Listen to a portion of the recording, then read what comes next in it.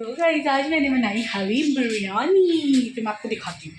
तो गाइस मैंने यहाँ पर बनाई थी यखनी वाली नॉर्मल सी बिरयानी, और यहाँ मैंने बनाया था हलीम, जिसमें कि सारे मसाले मैंने काट के रख लिए थे, हरी मिर्च, प्याज, अदरक, और फ्राई कर ली थी मैंने अनियन। तो यहाँ पर देखिए इतना गाढ़ा गाढ़ा मैंने हलीम बनाया था, और मैंने अपनी खाला के लिए भी रखा था क्योंकि उनकी फरमाइश थी मैं भी हलीम बिरयानी खाऊंगी तेरे हाथों का।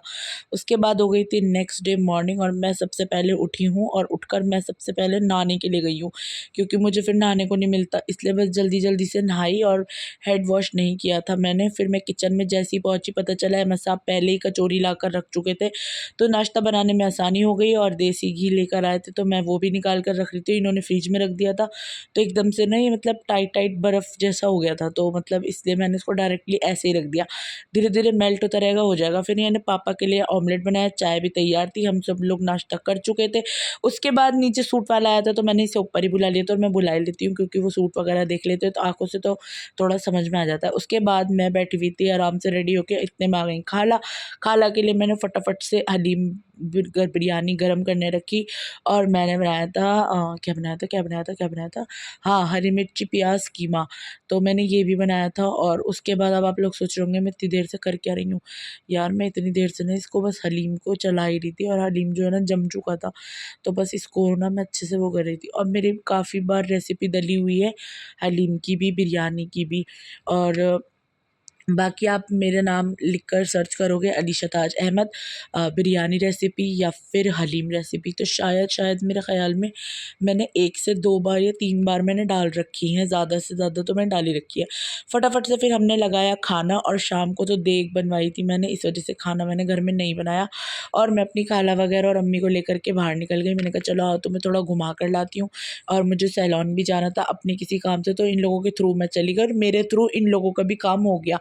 फिर हम लोग बातें करते करते पहुंच गए थे सैलॉन, और जैसी सैलॉन पहुंची, मेरी फ्रेंड है तो वो अभी तक आई नहीं थी, मैं उसकी वेट कर रही थी, और जैसी वो अपना काम वाम करवा के हम लोग निकल चुके, मैं आपको क्लिप दिखा दूंगी।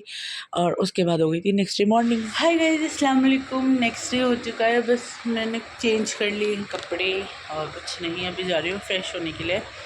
उसके बाद आप लोगों से मिलती हूँ, नाश्ता बनाती हूँ। कल आई भी थी अम्मी, खाला, और ये देग भी मुझे भिजवानी है। देखो मैंने कल देग बनवाई, मैंने अहमद साहब से कहा इसे ले जाओ, एक कभी गर्मी लग रही है, कभी ठंड लग रही है, कभी हाथ पैर में बहुत दर्द है, कभी कुछ कभी कुछ कभी कुछ, तो बस चलो। और हाँ, मैंने देग इसलिए बनवाई थी कल क्योंकि मुझे खाना करना था किसी चीज़ का, किसी नाम का, तो बस इसीलिए।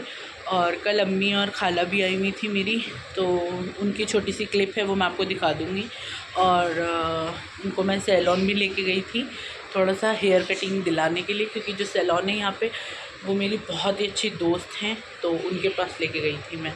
तो बाकी आपको मिलती हूँ अभी थोड़ी देर में किचन में। तो फिर यहाँ पर मैं इन लोगों को लेके बैठी थी, फिटिंग में बैठे हुए थे हम लोग, और उसके बाद ये मैं गुड मॉर्निंग हो गई थी मेरी। सबसे पहले ब्रश किया, फेस को अच्छे से वॉश किया, और यार मैं ऐसे ही वॉश करती हूँ अपने फेस को, बिल्कुल लाइट हाथ से ही वॉश करना चाहिए, एंड पानी से मैंने धो लिया। फिर मैं आई रूम में, पापा मेरे बराबर में बैठ के देखो नमाज़ पढ़ रहे थे। अहमद साहब गए हुए थे बाहर नमाज़ पढ़ने। यार पापा को ना थोड़ा ऊपर नीचे उतरने में प्रॉब्लम है ना, आपको पता है मेरे डैडी को पैरालाइज हो गया था, तो इस वजह से पैर में दर्द रहता है उनके। फिर मैंने सनस्क्रीन लगाई और एकदम गोरी हो गई हूँ मैं, देख लो मेरा मुंह। उसके बाद पापा नमाज़ पढ़ रहे थे, फिर मैंने सोचा कि फटाफट से, मैंने नमाज़ पढ़ ली थी, उसके बाद मैंने फटाफट से किचन में आ गई थी। तो किचन में आने के बाद मैंने अंडा वगैरह बनाया पापा के लिए, क्योंकि पापा ना मतलब मिर्चें नहीं खा पाते। फिर यहाँ पर अहमद के लिए और अपने लिए मैं ब्रेकफास्ट बना रही थी, नाश्ता बना रही थी, तो यहाँ पर। और एक तरफ देखो चाय भी बन रही थी, भाई चाय तो मुझे सुबह में मग भर के चाहिए। उसके बाद ये हमारे अंडे बन चुके थे, और उसके बाद मैंने इस पर गरम मसाला और नमक डाला।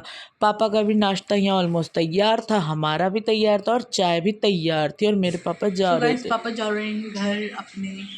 पापा मैं यूँ कर रही हूँ, आपकी हिम्मत नहीं है तो रहने दो। अरे यार क्यों पीछे पड़ जाती बार बार, यार मेरी हिम्मत दे दी, आज को मैंने मना कर दिया नहीं जा रहा मैं, तो मैं नहीं गया। देखो भाई, इनके पैर में हो रहा है दर्द, इनकी बिल्कुल हिम्मत नहीं है। अब अपने अब्बा को समझा समझा के थक गए, तुम यहीं रह लो मेरे पास। हाँ मखा निज़ामुद्दीन आना जाना करते रहते हैं।